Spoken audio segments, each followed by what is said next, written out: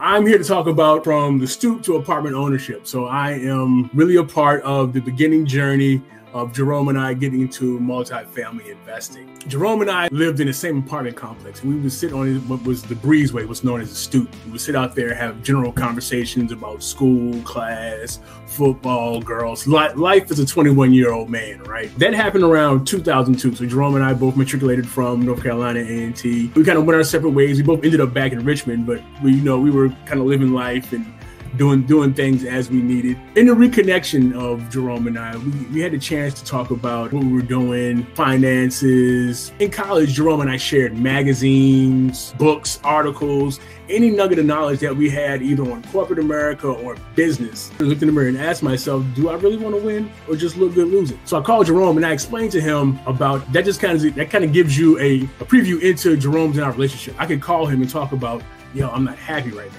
A lot of people don't have that. I wish everybody did. If you do have that, you're blessed. If you don't, please reach out and try to find that person that you can talk to about being happy and not being happy and have a real conversation about it. What I was doing is I was raising my income and I was lowering my living expenses.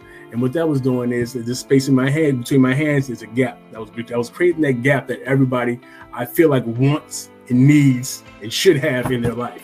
That gap is a great place to be. It's a great place to live. After I sold the caddy, I paid off my student loans in 2016. I actually was able to raise my income throughout this process 3 different times. And Jerome actually introduced me to my first multifamily deal in 2017. One of the great things about this happening in 2017 is the money that I was saving and reinvesting with the hard money lending.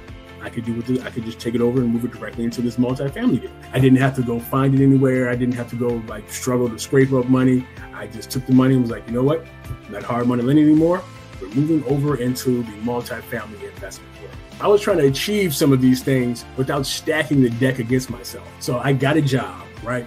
I got married. When we got married, most people spend a lot of money. I've seen friends spend a lot of money on the day, the wedding, the ceremony for marriage, and they would be paying it off 2 to 3 years later. My wife and I got married and we only spent $10,000 on everything. Car, her dress, the tux, we fed everybody, we paid the venue that we had it at, and that was money that we saved up. It didn't take away from our lifestyle. The amount of money, take-home money that I was making in 2016, I can afford to live the lifestyle that I'm living right now.